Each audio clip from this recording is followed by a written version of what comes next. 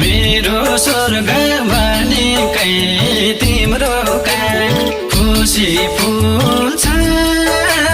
त्यही काखमा लाखौँ लाख खुसीको के अर्थ तिम्रो आँसु झरेपछिको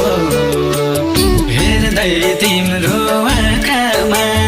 बस्न पाए काखमा मलाई स्वर्ग चाहिँदैन चाहिँदैन भो मरेपछिको